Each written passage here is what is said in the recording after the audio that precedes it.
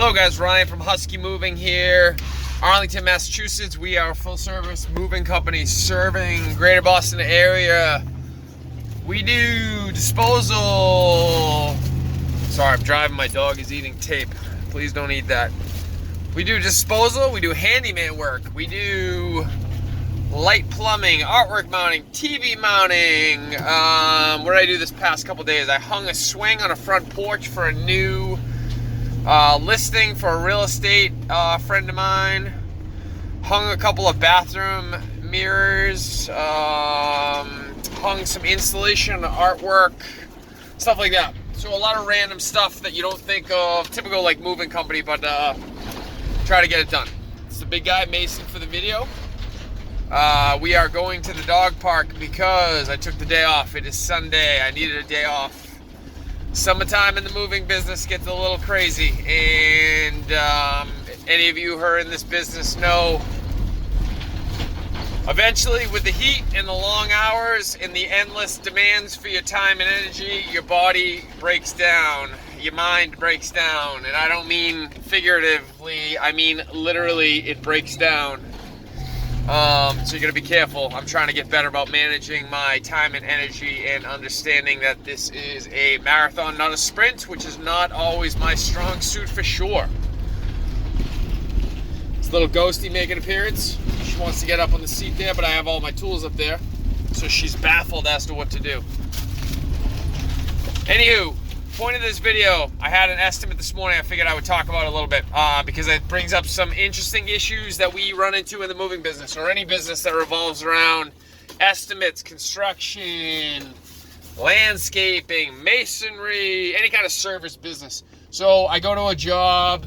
I already booked this job. I'm helping them load a pod for a trip to California.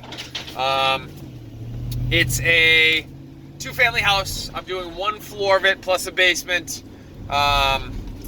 And the woman called me in a panic yesterday because she is concerned all of her items aren't going to fit into a pod. She doesn't want to pay for a second pod. She wants to fit her entire house into one pod, which is fine. I mean, I want to be dating a supermodel right now, but unfortunately, I'm not. And the point of this video is the series of conversations I've had with this woman over the last 24 hours. And the reason why they're important. So the woman's freaking out. There's a dog on the side of the road. Hold, please. I gotta go figure out what the hell's going on with this dog. Alright guys, sorry about the interruption in the video. Crisis averted. We found the dog's kind of owner. Saw our dog running down the side of the street, which in my area is highly unusual. I know there's lots of areas in the country where that's normal. Around here, that is very, very abnormal. So when you see a dog running off leash in the street, 99% of the time, he has gotten off leash well, I guess he really just got off leash. I was gonna say the owner doesn't know what the hell he's doing, but that usually involves the dog getting off leash. Anywho, we're getting off track. The pod. So the woman and her partner have a lot of stuff and they want to fit it into one pod and they don't want to pay for a second pod. I've encouraged them multiple times to call the pod company and see what the policy is for dropping off an additional pod, whether they use it or don't use it, and see what the financial investment for that would be. They have declined to do so through reasons I don't know or understand, but whatever, that's, all I can do is tell them to do something. They asked about packing materials, and I was very clear that when we pack an entire house, we use a tremendous amount of moving blankets to protect people's items. We wrap like a lot of stuff, like way more than normal, I think, but we also have a much higher than normal safety rating from what I understand from learning about other companies. Like our damage is like, I don't want to say it's zero, but it's about as close to zero as you can get at a moving company. Knock on wood, I'm not trying to jinx myself. And there's a reason for that, but I explained that to them. I said, it's not, without being too heavy-handed about it. I had a lot of really hard conversations with these people. I said, you know, it's one or the other. It's not, there's no middle ground. You're either going to take your time and protect the shit out of everything, and then it's going to get there in one piece, or you're going to be sloppy and not care and throw it in a pod and ship it to California and hope for the best. But, you know, hoping for the best doesn't usually work out that well. Preparation, planning, taking care, those are the things that usually work out well. And I told her that. She was kind of not wanting to invest in moving blankets. And I said, you know, you can choose not to invest in these things, but, you know, here's the thing. Your items are significantly more likely to get damaged, and there's no way to prevent things from, like, rubbing up against each other for an entire trip for 3,000 miles from here to California. So then she told me she had gotten like 17 moving blankets, and I stopped her, and she said, that'll probably be enough. And I stopped her, and I said, listen, we're moving a household of stuff here. Let me come in the dining room with me. And I went through the dining room, and I pointed out all the items in the dining room that we would wrap. And the dining room alone came to like 13 blankets or something like that. And I said, I think you're grossly underestimating what you're going to need to do this properly. And I said, I got to be honest with you. I need to say this for my own protection and liability. Because you're hiring us to pack a pod and not to move you in our moving vehicles, and because I can't allow you to use our moving blankets during the move because they're going to California, and because you're choosing not to purchase pads from me, and because you're choosing not to purchase additional pads from Amazon or wherever you want to buy them from, Harbor Freight, I am not liable for anything that you don't give me the tools to do my job properly. You have to provide those tools for me to do my job properly, or I can't do it properly, and I'm not liable. End of story. And I said that to her, and I said, you know, I'm not trying to be a jerk, but, like, you need to understand from my point of view, I require, like, you know, 2 tools to do things properly. It's pads and tape. And if you don't give me pads, there's nothing I can do about it. And then the other thing, I said, she was a really nice woman. I feel like I'm painting a picture of her being a not a great customer or something. She's a really nice woman. Her partner's great too. They were sweethearts. I think they just, like a lot of customers, they didn't understand exactly what they need to understand because they don't do it all the time and they've never done this before. So I don't expect them to, which is why I'm there and why I have to have these really hard, awkward conversations that people never want to have. What else did we go through? They have a Peloton bike that they're like adamant needs to get there safely. And so I said, you know, just so you know, I carry Pelotons all the time, but they take up a tremendous amount of room when you pack because I can't put anything around them. I can't pack anything on them. They have really fragile screens. You have to put them against the side wall of a container and tie them down somehow, but I can't put any boxes or furniture or anything on top of them.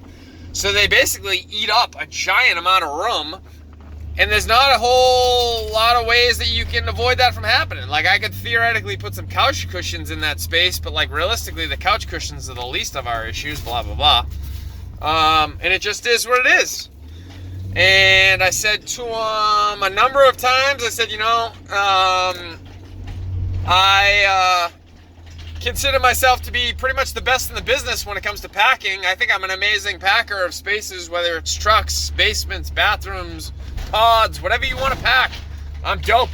I excel. That's my bag, baby. But what I can't do, and I said this to him multiple times, I said what I can't do is put 12 pounds of sand in a 10-pound sack. It's not possible. So if your square footage of that pod is, let's just say for shits and giggles, it's 1,000 square feet in the pod, and you have 1,400 square feet of furniture, there's nothing I can do about that. I'm not a magician. I don't know how to reduce square footage. And I said, so you need to understand that if all you want to pay for is one pod, and you have more stuff than will fit in the pod, there's nothing I can do about that. Short of obviously using the same things that any other professional mover would use, which would be like using negative space and packing things efficiently and taking my time and blah, blah, blah. But those are things that anyone who's even remotely good at their job would be able to do. What else do we have for kind of awkward conversations? It wasn't even awkward, but just kind of, I told them multiple times too. I said multiple times, I said to them some version of, I hope you're not taking away negativity from this. My goal is not to make you feel bad or to make this more stressful for you, even though it probably doesn't sound like it. My goal is to have the really awkward, hard conversations and talk about things that you need to hear now, as opposed to when I show up on Wednesday to do this for you. You know, when you're doing a project, you don't want to figure it out when you're doing the project. You want to figure it out ahead of the project so that you can make decisions and plan and buy the proper materials and blah, blah, blah. And that's how my mind works. One of the other things I talked to him about is kind of the price of peace of mind. I said to him, you know, like, let's just say for shits and giggles, and I don't know that this is factual, but let's just say for shits and giggles, the pod company would deliver you an extra pod for another $100, and if you didn't use it, they just took it back, and if you did use it, you'd have to pay for it to ship to California, but the only real investment would be $100 out of your pocket that you may lose. I said, if you're going to be stressing about this from now until Wednesday and all day Wednesday during the move until we actually close up the pod, how much is your peace of mind worth? Is it worth $100? Because if I told you I could remove all that stress from you right now for $100, would you take me up on it? And if the answer was no, I would kind of question whether you, like, where your head was at. I feel like that would be a terrible investment. For all the shit that you probably spend $100 on, you probably spent $100 at Starbucks in the last 3 days and not even thought twice about it. So would that be a wise investment to you? And if it would be, then pay the $100 and get an extra pod so you don't have to worry about it. And again, I told him, I said very clearly, I said, that's not always my strong suit, but it's something I'm trying to get better at, is like, how much is your peace of mind worth in that whole concept? So give that a whole lot of thought, like when you make this decision about this pod and how kind of stressed you are about paying for this additional pod. You know, this is something to think through. All right, guys, I just pulled up to the dog park. I'm going to sign off. There were more conversations. I might add to this video later. I might not. I don't know. I got to figure out what my other conversations I had with it, because there were a bunch of them I had. Unfortunately, Mason's going crazy right now, so I got to sign off. Like the video, share, subscribe. You know the deal.